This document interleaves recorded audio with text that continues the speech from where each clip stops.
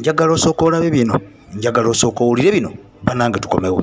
Bwana Mpuuga kankuzeeko mabega. Ekikubyanyirizanga mutwe wange Kyagulanyi kyatambulanga n'abasirikale abapoliisi abeera 15. So tosobola kuvayo n'ogamba nti no ekyalumanga Bobi Wine simanyi ne bampa security nti ebintu ebyo byamulumanga kankuzeeko mabega. Ba IGP baavaayo ne parliament neetuula nga bateesa kintu kimu. His Excellency Bobi Wine is an asset. He needs to be protected. Ese wensonga z'omunda mu ggwanga Obiga Kanya yavaayo n'ategeeza ng'omubaka wa Kyaddondo East Robert Kyagulanyi bwe yafuuka omuntu w'amaanyi mu ggwanga nti bakutandika okumuwa obukuumi obw'enjawulo okulaba nga tewali kabi kamutusibwako. His Excellency Bobi Wine yagaana security, amagye, military, poliisi byonna yabigaana. Wabula Bobi Wine olwaleero avuddeyo ku nsonga eno n'ategeeza nga bw'ateetaga bukuumi bwonna okuva eri gavumenti. Ndi Bobi Wine tugendamu obukuumi lwa mpaka. Twebagamba mwagala kumpa bukuumi bwe bumu nga bwe mwawa omugenzi Abiriga. Parliament neeteesa nti omusajja tumuwe security by force. Because Bobi Wine is an asset in this country, the IGP will come. Obadde okimanyi nti Museveni asobola okukozesa abakukuuma okunyiga. His Excellency musajja mugezi. Mwagala kumpa bukuumi bwe bumu nga bwe mwawa omugenzi Kirumira. Twebagamba mwagala kumpa bukuumi bwe bumu nga bwe mwawa omugenzi Abiriga. His Excellency olunaku lwaleero kasita agamba nti ayagala security from the government bayinza omuwa patrol 10 z'amagye. Patrol 10 ate babireeta speed because bamwegayirira okufuna security yaabwe okuva mu 2020 yagaana. He refused completely. Toddamu kwogera gasiyawo. Ekyakugobya mu NUP nguzi. Wakwata $5 n'ozirya. Noddamu n'okwata $2 n'ozirya. Kwegamba mu office ya Anita Mongo nga tovaamu. Bintu bingi nnyo byakugobya sebo mu NUP. Wali nsolima mu NUP. Bali bakubuuka dda. Byakugobya. So toleeta nonsense ebyekisirusiru nti security gye bampa yali muluma. Ebyo ng'obimaze ampuliriza kansooka nkuzeeyo ate nkulingizeeko ne ku bino katono nnyo bikulu tusenvule olugero lwaffe olwaliro nze AK Master nsinzidde vidiyo gy'empera ekigalo. Abaana bo wandi bawagidde ogenda mu lwale za Bobi Wine. Abaana bange laale mbawagira bulungi nnyo ate balonde n'akalulu n'okukakuuma bakakuume bwe bakabba n'okukabanja bakabanja. Kaakati mbuuza olaba bulungi ebiri mu kuba mu zirwale ezo abaana abamu bakwatibwa okitegera kyovola abazadde abamu bavudde ne bagamba abaana baffe muve mu byobufuzi muve wa Bobi Wine kati gwe abaana bo otola nti oba basindika mu ttagali singa babakwata. Kiki ekyabazaaza kukuuma nsi yaabwe? Muyina eŋŋombo wano egamba motto for God and my country. Etegeeza ki? Ku lwa Katonda n'ensi yange. Kati abaana balwanirira nsi yaabwe ne basaba Katonda abayambeko.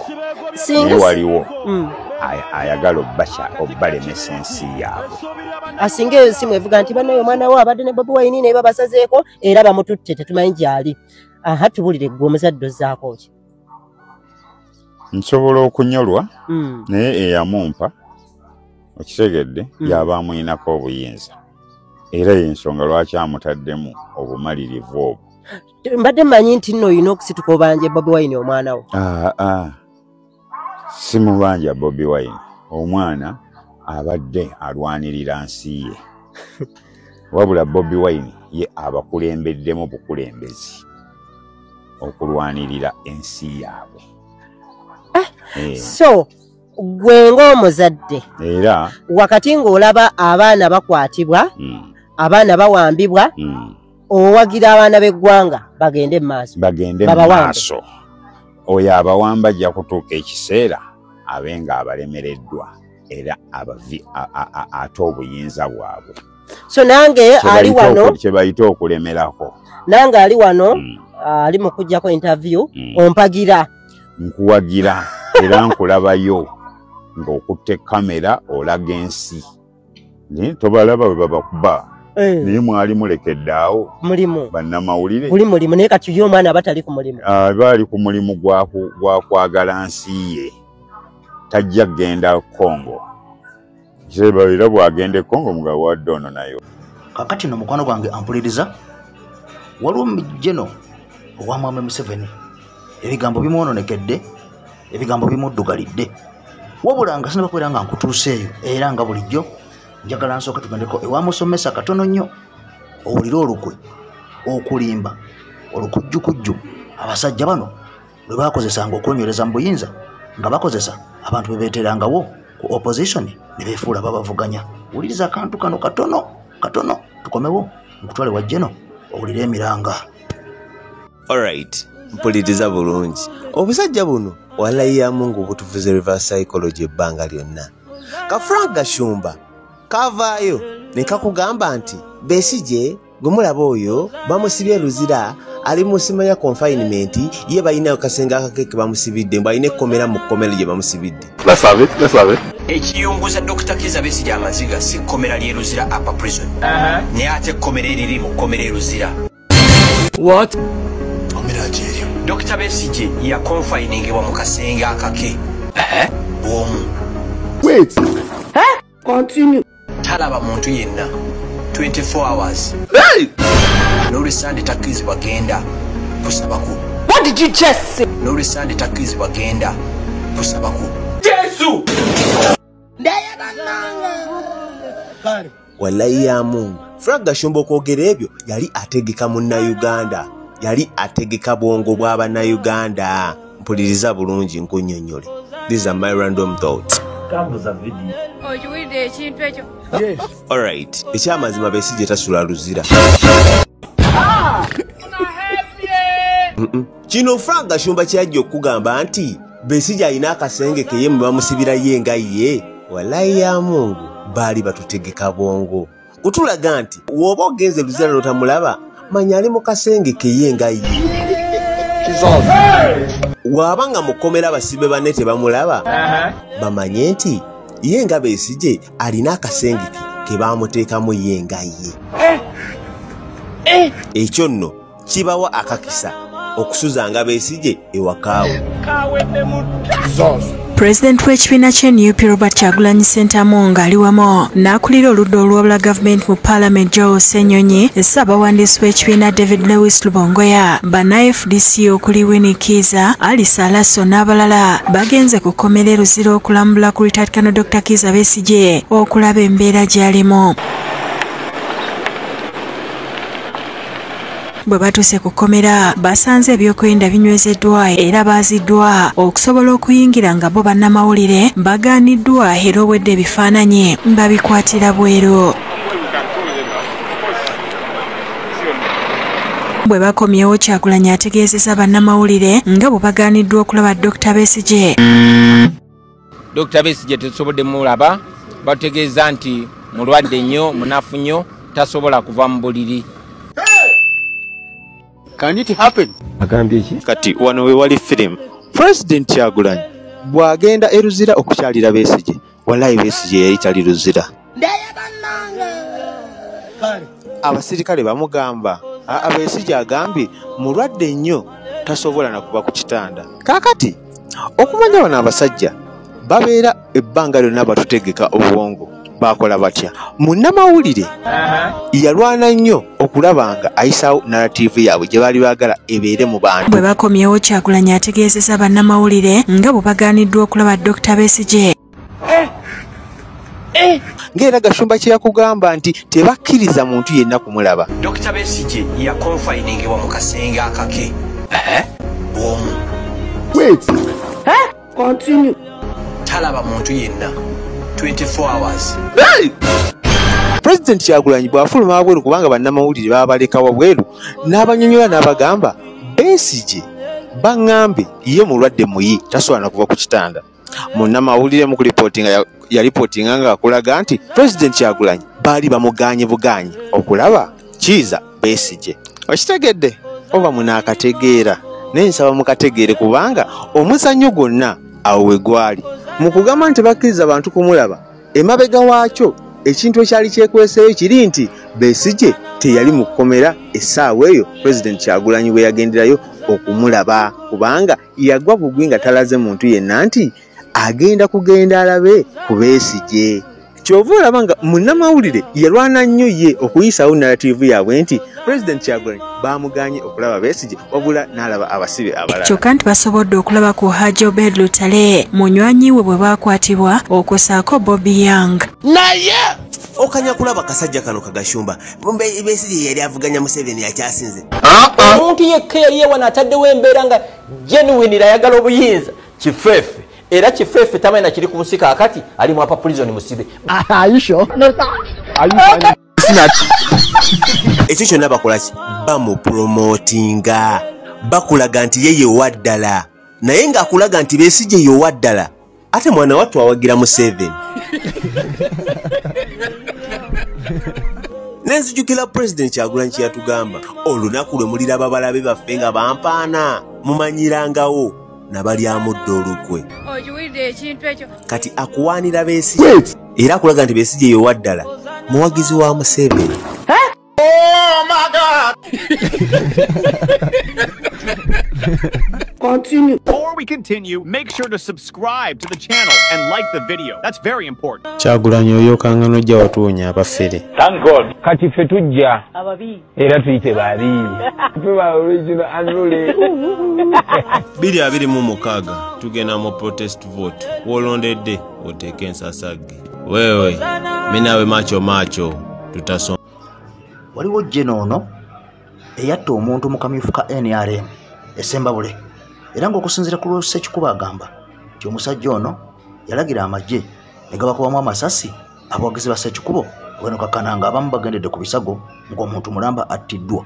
Wabula omusajja ono yavuddeyo nabako ebigambo bye yayogedde ono n'ategeeza nti Museveni singa si yeye singa Uganda yaggwawo dda nga yafuuka matongo naye mbu twebaza nnyo Museveni kakati nga beerabidde nti bano bwe baatugumbulanga abantu bakwata mu kumpi miliyoni namba eruwero n'ebitundu ebirala mu Buganda. Kakati nno ampuliriza oluvannyuma lw'okugera ebigambo bino sooka owulire ate ekyamuguddeko. Mugende mbagamba abo abatikuba amayinja Bakyagulanyi nti mwali bakufa naye lwa NRM mwawona ne mukula. N'olwekyo njagala bagamba mugende ggulira abantu amazima nti abantu baali bakugwawo naye NRM ne President Museveni ng'agigayidinga lwansi y'ensonga lwakiwe eki.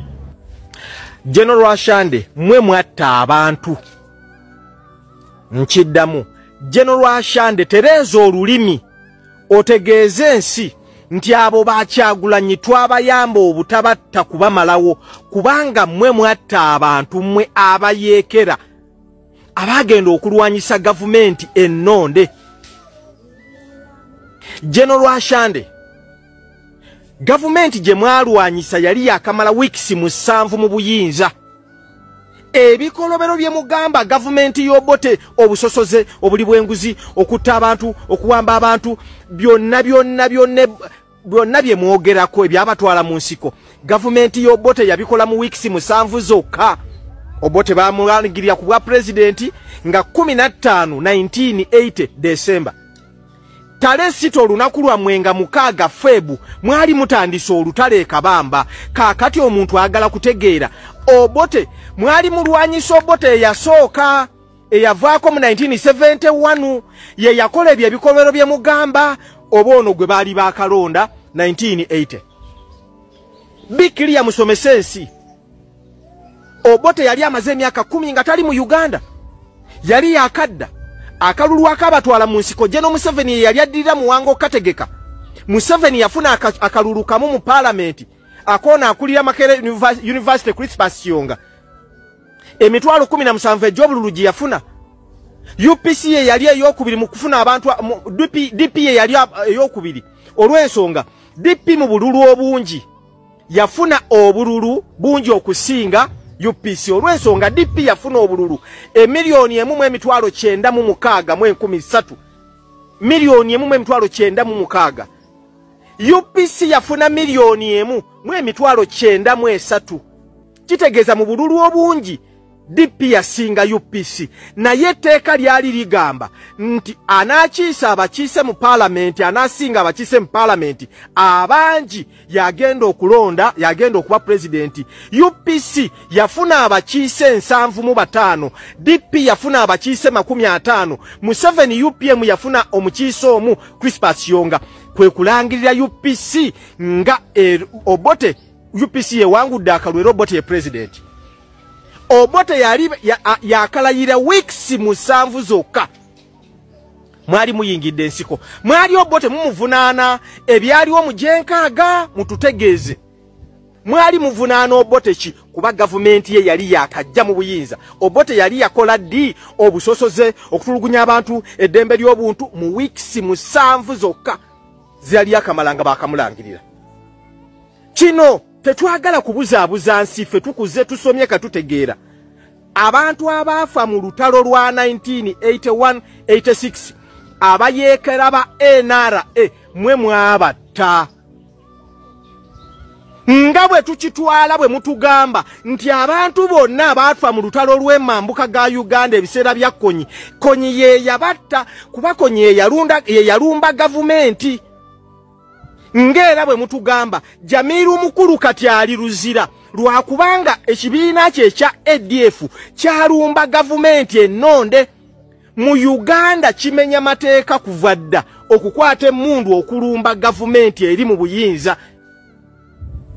Omuliro singa guveeri ne gukwata ennyumba y'omuntu, abantu abali mu nju omwo ne bafa ekiziyiro nga tebalina mukka, amawulire nganze sisobola kuwandiika nti ekiziyiro kyassa abantu, ngamba omuliro gwasse abantu. Kati mwe muliro ogwazinda ennyumba Uganda abantu 500 ne bafa, mba mwewussa okugamba nti gavumenti ye yabatta. Mwe muliro ogwalumba enju eyali etebenkedde ne muleeta ekiziyiro abantu 50 ne bafa myaka 5. General Ashanda and Company, bine bibozibozi byammwe mubireke, ffe bwe tutuuza abaana baffe mu mayumba tubabuulira birala.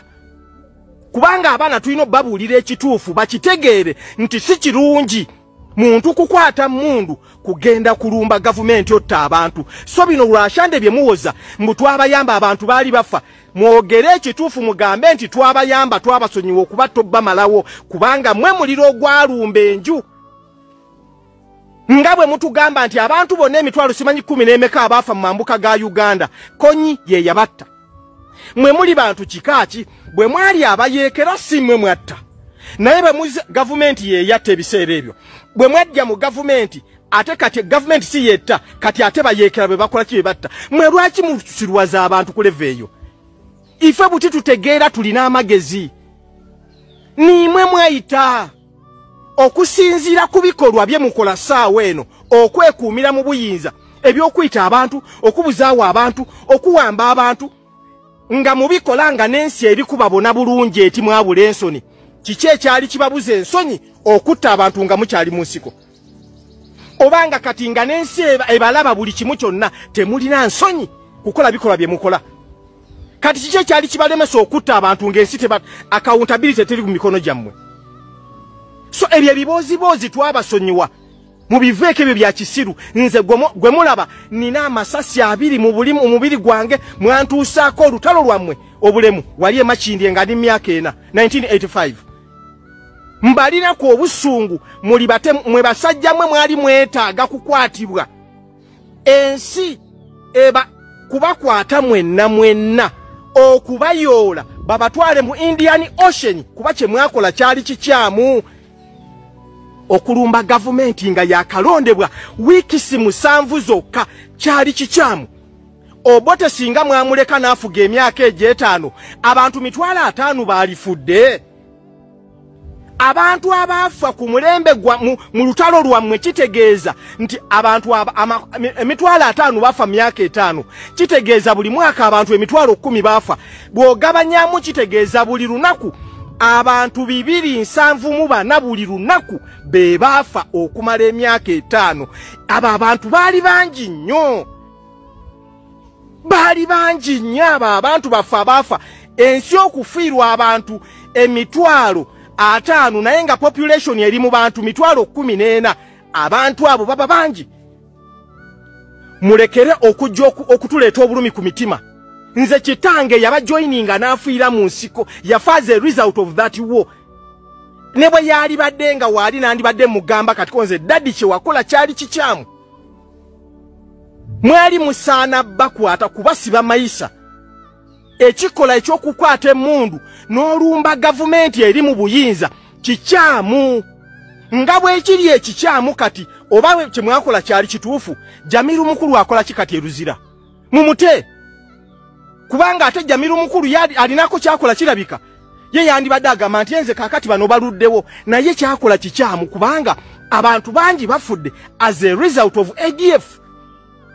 Kati nammwe mulina kuba nti mulekera okwogera ebigambo ebyo mutujjukiza nze enkovu ezindimu ez'amasasi buli bwe mpulira obusungu buno oluusi ziddamu ne zinsiiwa basajjamu empulira nga sibaganda batunulako.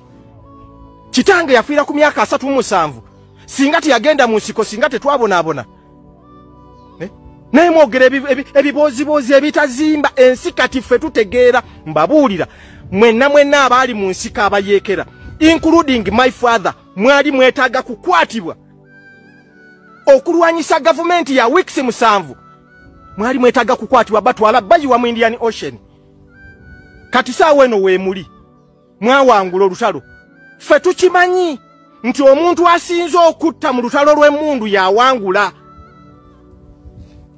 Singa mwali nga mwagala nsi yammwe Obote bwe yaddukawo Titokero najja mbuyinza n'abayita mugende Nairobi muteese mwaliteeseza ne Titokero naye era temwakkiriza mwali kubigendera byammwe ng'abantu kyova Titokero yabayita Nairobi nti bannayo Obote mugobye mujje tuteese era mwagaana n'ogwo omwaka omulala ne mutta abantu including my father.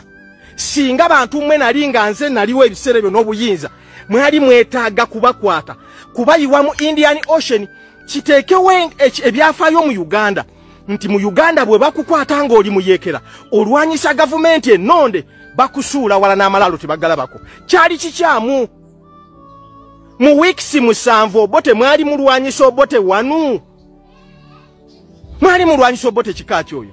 Ninze no Maganda Matia Chowolo tudde. Tambuza video eno.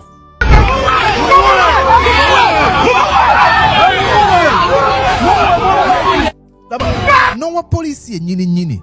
Nowa police bamugamba wuno kuba kino kyogenderedde kyemugenderera okuteekawo entiisa.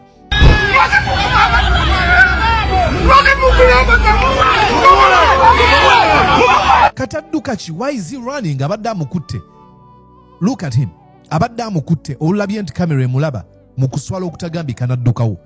These are folks nze komanda nze aduumira kino kuba tiyagasi temufuddeyo ku bantu baliwo kubanga gwe bw'olaba balina endowooza nti abwe tulengera abavubuka 50 be bawedde tubakuba tiyagasi tubakkakkanye.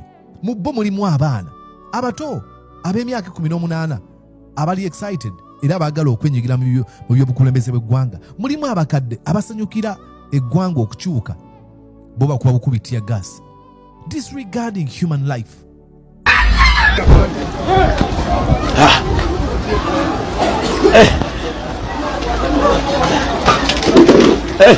Obutawa kitiibwa bantu butabafaako abasirikale baabo tebalina ngeri be protectinga ng'okuba bukubi tiyagasi.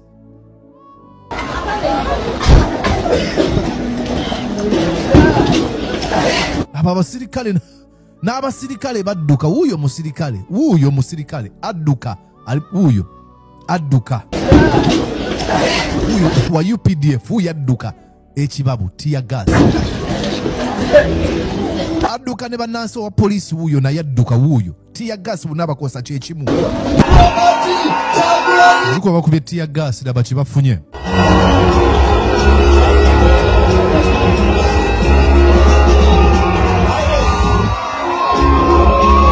Yes indeed, okusinzira munda mu ggwanga li United States of America ogamba otyo okansment oli bulungi nze Mordecai Murisa nkwaniza ku mukutu gu Mordecai Murisa live. Look, a few weeks ago I asked a question mu video gye nakola. Who keeps on approving these wild, grotesque orders as a police okuba abantu tear gas? Because I want you to tell me kino bakoze church. Look, tunulira ono mukadde. Look, ebigenda maaso mukadde akutte flag ya Uganda. Eno CAI video yinza ogamba AI no. Ujaba video posting CBS Facebook page, CBS FM. Laba mukazi watu bakubye tear gas. I'm going to show you. Stick around. Look.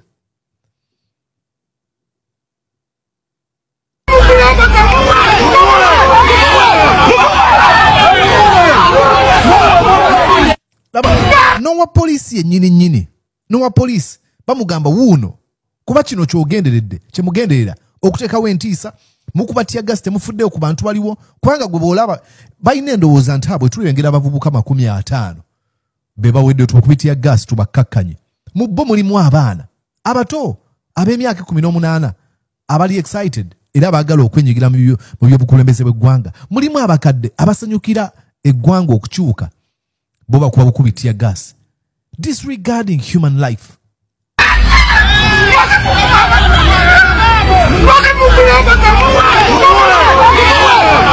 Kataddukachi, why is he running? Abadde amukutte. Look at him. Abadde amukutte olabye nti kamera emulaba mu kuswala okutagambika n'addukawo. These are folks.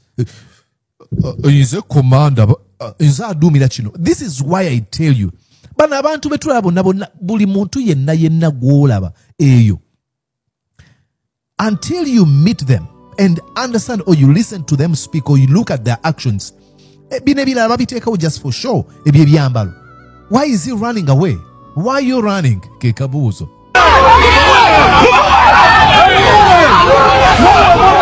Yetondachi.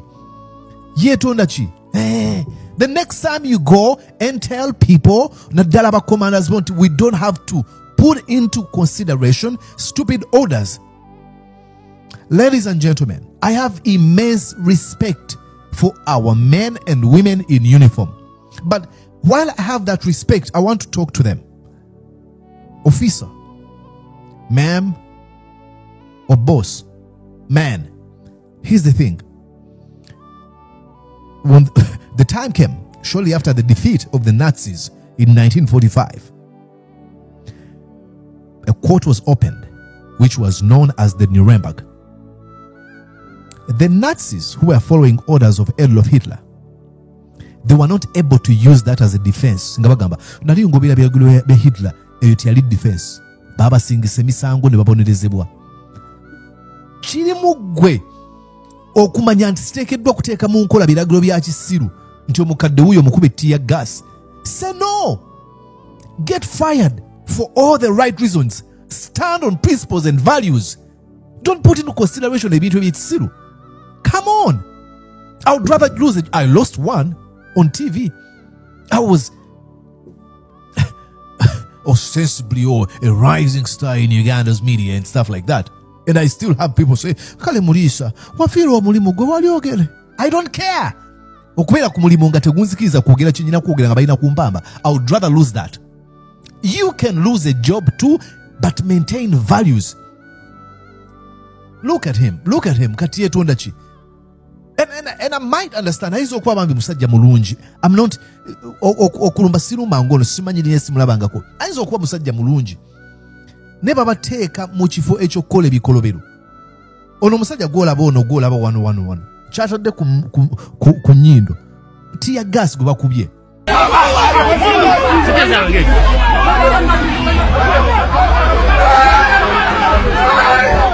Like the man is confused. Tamanyi kyakukola akaala. Naye mukadde akyakutte flag. Look at her.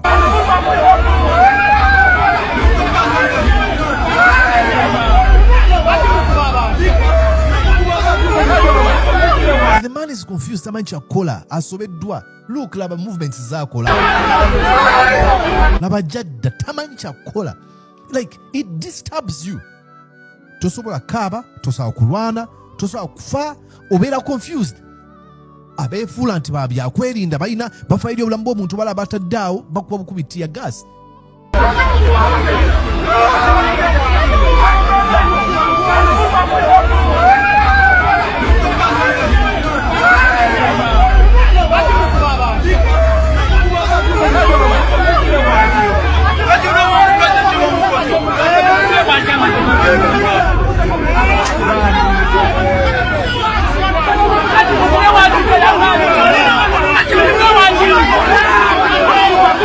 Avaamu omusaayi mukadde waffe. Who does that? Why do we have to get here? But I usually ask, what is the intention? Because you think, oh, ngenda kubatiisa tebagobera Bobi Wine. It only backfires every time you do it. Buli kaseera mugamba katukole kino. It actually elevates this momentum. Why are you keeping doing the same thing? I don't know. Was it Albert Einstein Stupidity or a madman is someone who does the same thing over and over again, expecting different results. Uganda police, are you stupid or what? Police, take it. Omukono gwo gukyakute Ugandan flag. That is not, don't take that for granted.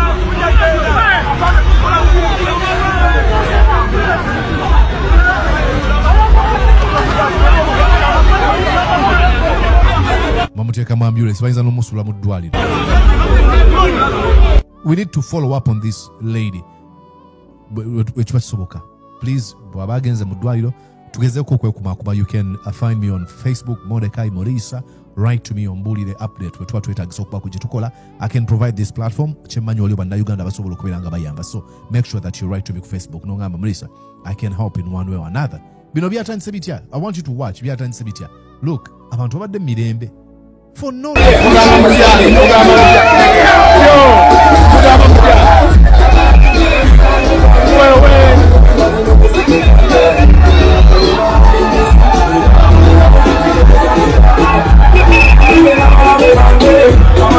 oli ku Map Media abo bonna babadde bambongako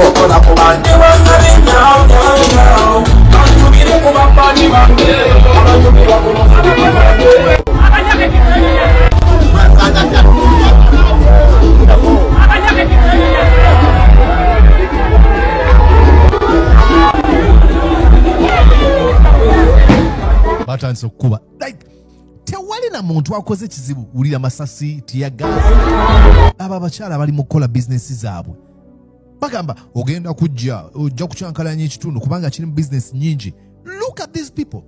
Tewali kakyagalo konna konna abantu bagudde amaduuka gaabwe bali mu kukola poliisi netandika okukyankalanya.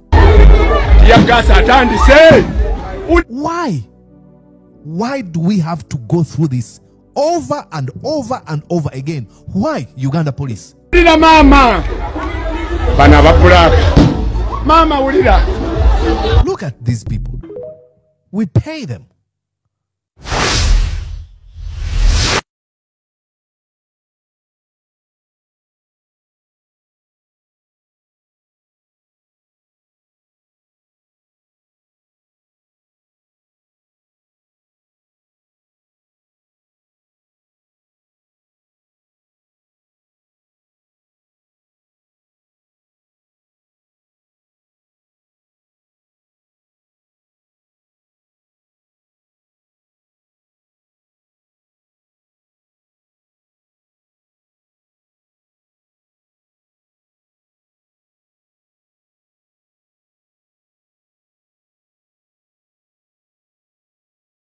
No bateekaawo tebalina kye bazze kukola obalaba nabo tebalina kye bakola basajja bato bono na ssente zaamwe wa musolo.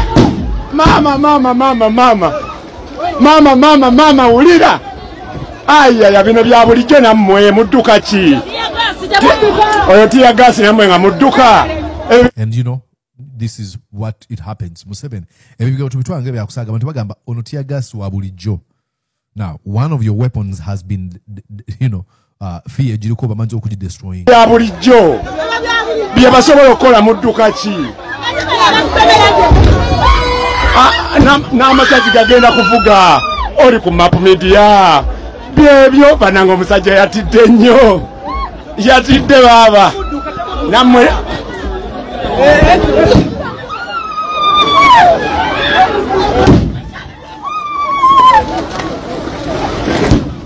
look at mwabo mwe muli oli omukadde gwe tulabye. I'm working with you. I'm working with you. Nyamo, I'm a place.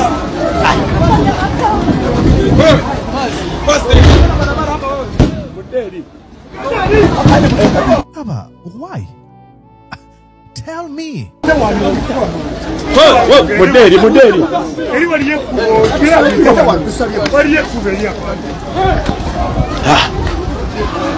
N'abasirikale baabo badduka.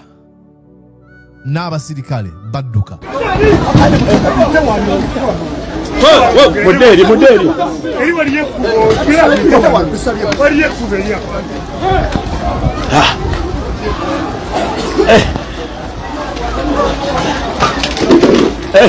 obutawa kitiibwa bantu butabafaako abasirikale baabo tebalina ngeri be protectinga ng'okuba bukubi tear gas.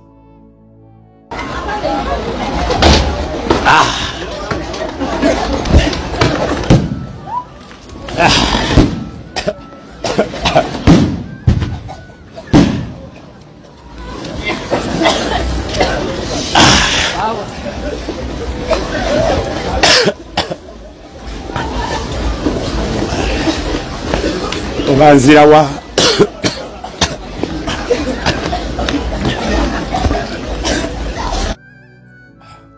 bami musajja tomulidde agambye obanzirawa. I have immense respect for these people.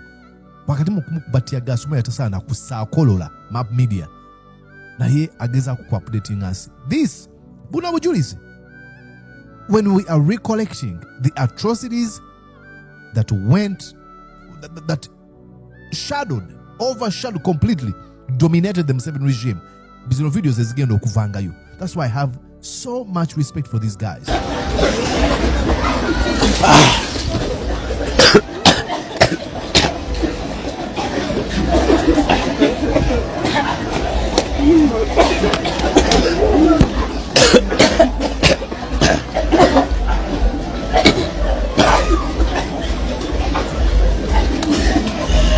Sajja tujaita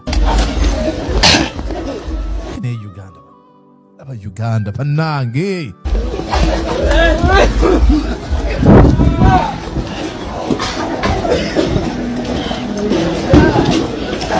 aba basirikale n'abasirikale badduka wuyo musirikale adduka wuyo adduka wuyo wa UPDF wuyo adduka ekibabu tear gas adduka ne bannansi wa poliisi wuyo naye adduka wuyo tear gas bunabakosa kyekimu.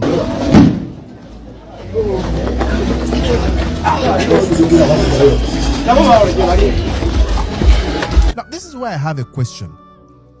Do you understand, folks? Bino bye mukola bannansi mubirabye tear gas wo mukuba mu bannansi golowooza oli immune bwakugenda mu talina kyayinza kukola. And look, tear gas ateekeddwa okubeera mu ggwanga maybe naddala eggwanga nga terinaba kutuuka ku democratic level ewera ekitiibwa naye tateekeddwa kukwesibwa mu mbeera bwe ziti mu kaseera akatagambika chaos nga yo obuzibu obw'amaanyi ennyo ng'oyagala kugumbulula abantu, not when people are peaceful.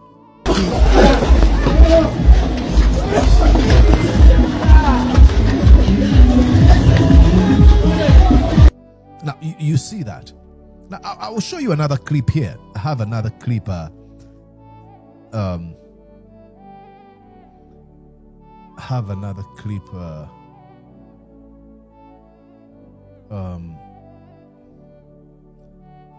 Oh no, yeah. Let me show you. Yes, this right here. You know what? Because of you, Nabiona. What was speaking. Watch here. Water horses. Why are they doing this? Bobby Wine ali mukwogera bali mukuba Bobby Wine ensonga kyo muyida agamba ndoza mulaba ekigenda maaso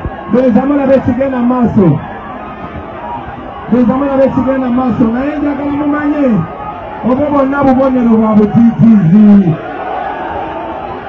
obwo bonna bubonero bwa ki kino kyekiseera tetulina okulwana mubiseera ebyomumaaso tutu ayise kino kyekiseera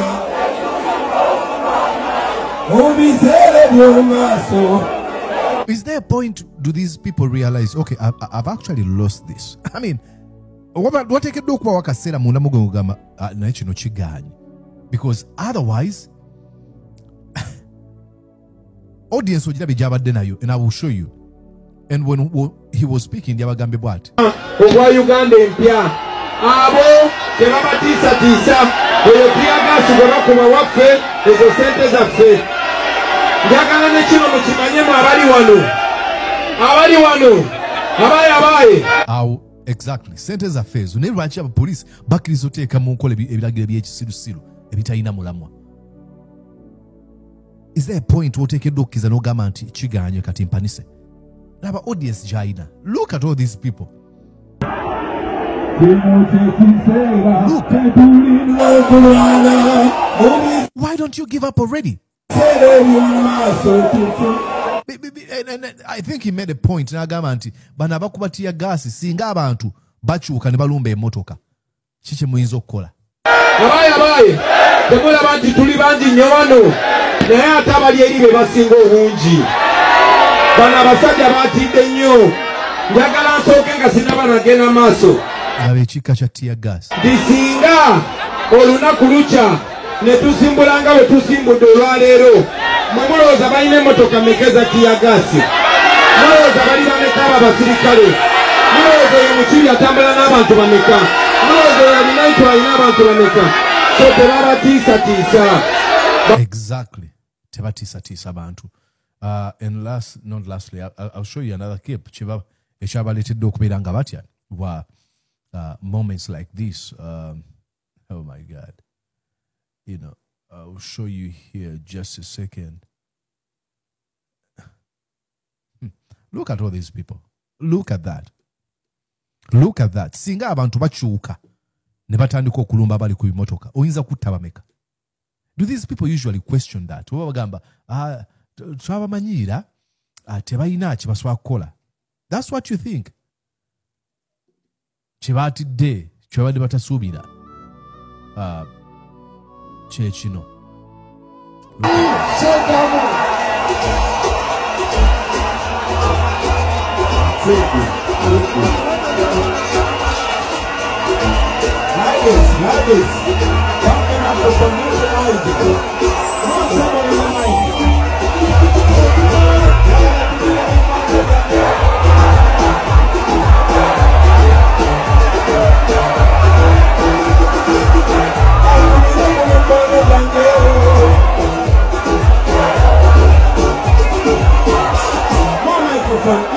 Microphone. Put up this microphone and give me a little bit of trouble. Give me that, sir. Press this one. Ongeza microphone. Nakambe microphone. Mopulira. Antumina kwa wadizi dange. Awali na bendera.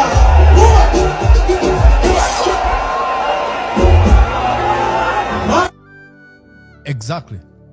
Bakubye tear gas ngebyakagwa ne balooza bituba kuba tear gas maybe tibajja kubeera tibajja genda mu rally egenda okuddako ya Kawempe North kubanga ebadde Kawempe South.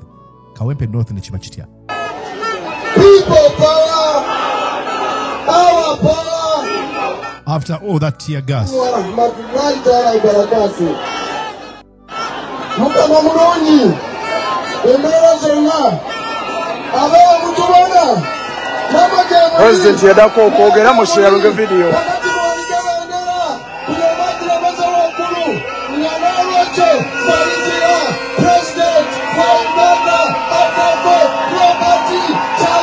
Zuko bakubye tear gas daba kibafunye.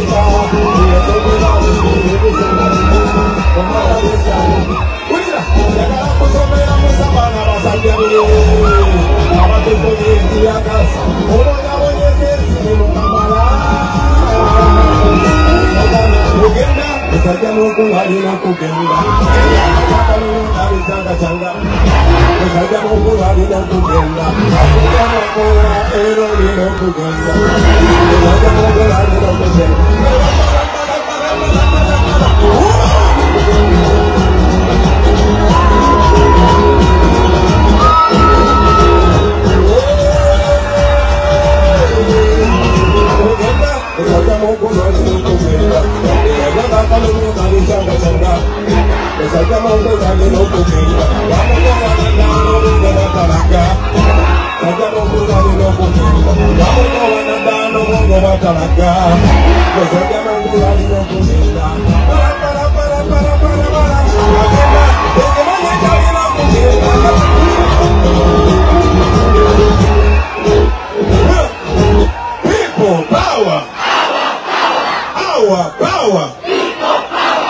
People power. Our power. NUP. Everywhere. Pueblo Padano. Pueblo Wa. Pueblo Padano. Pueblo Wa. People power. Our power. Oritia. Orio. Oritia. Oritia. Oritia. Pueblo Padano. Pueblo Wa. Muévale, no me vale nada. Para muévale, no me vale nada.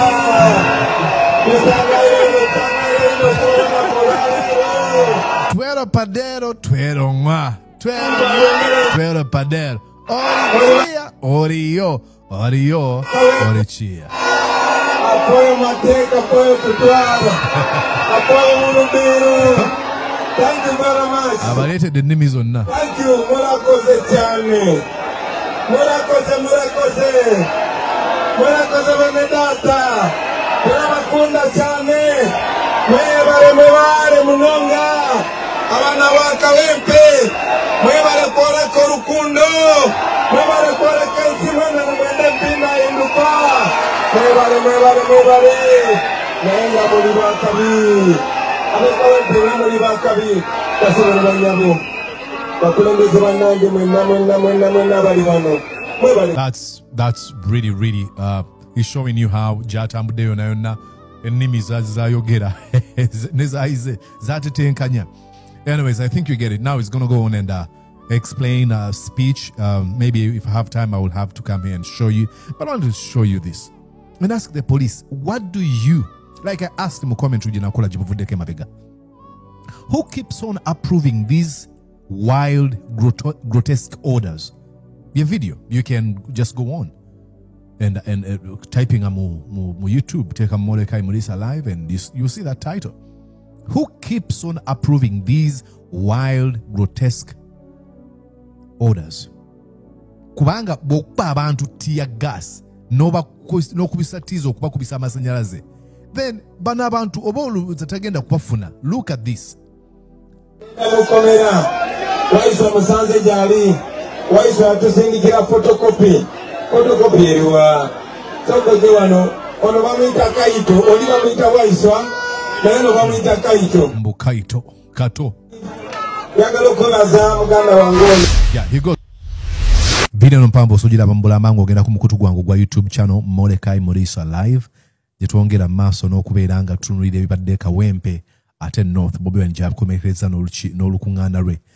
Then tujja kwongera okulambula ensonga endala. So make sure that you join me ku YouTube channel nga tunulira ovuye police bwekola na buti ate bwemaliza ngayo nyini yeswaziza ku YouTube channel Mordecai Murisa Live. Ogulanyi statement yawandise mu Arua yayogeddwa ke Kenya, yayogeddwa ke Tanzania. Ebitundu ebyenjawulo eseze enjawulo zayogedde ku kyabadde mu Arua. Abantu bagudde ddala mu Arua, police yagezezzaako batataganya yamublockize emirundi ng'esatu. Nene etuuka n'emulemu nga amaanyi gagisusseeko. Ku luno omulemu obwedda asinga omulamu ate okudduka. Alabye abantu ab'emyaka 8 ng'omukadde alina emyaka 8 nga yeeripye ku mmotoka ya pulezidenti naye nga tagita. Naye nga alina ekicupa kya lwenzooli ekinene bw'anywako amazzi bwadduka. Kugamba te bataddemu n'akajanja. Nalabidde ddala akajanja akasusse. Omanyi omuntu okwata essente z'alina mu nsawo 2000 n'azikuwa. N'abeererawo naye nga ate mu matevu nti gw'ozirina. Ekyabadde mu Arua byadde byewunyo byennyini. Era Kasirano Waduli manyi w'otudde gaakubugumye dda. Omusajja alina amaanyi ag'enjawulo. Omusajja yatakalanyiza ekibuga kyonna. Ekibi bamugenda omuga nti ontolina ssulawo. Bamugende tukwagaladde okusula mu kitundu kyaffe era muyinza okukera ku makyanga mu kibi simulabako. Abasajja b'omu Arua bamalirivu nnyo ate baagala enkyukakyuka. Obwedda bakwata t-shirt ne bazookya nga bw'ozambala ekintu kyefaananyiza yero nga bakyokya. Abasajja b'omu Arua bali solid nnyo era n'olwekyo Kyagulanyi nonna gyagenze kyamaza naye Arua yamutabuseeko kuba ate yo yasusse bususse. Ate nga nze nsuubira mugenda kulaba ku kisingawo kubanga akyalina ebitundu byatannabaggendamu nga tebalina ennyota gyali. Kati wanaatuuka eruwero omanye kinaabayo. Omanye kinaabeera Masaka wano mbasajja abeefuula nti b'amaanyi. Natulaba kati bapapaddewo papazi nga Namboze yabakutteko ne Muwanga Kivumbi. Batambuza bitege bawoza biki ebyo. Mugenda kiwula ennaku z'omwezi nga 29 lwanajja Masaka mugenda okakasa nti muyinawo kye mulinawo. Olaba Nnaalo ng'afuluma ennyumba ng'akuba enduulu nga gwemberero ga nti kooyingire. mugenda kumanya lwaki embaata eweekera nga tedduse.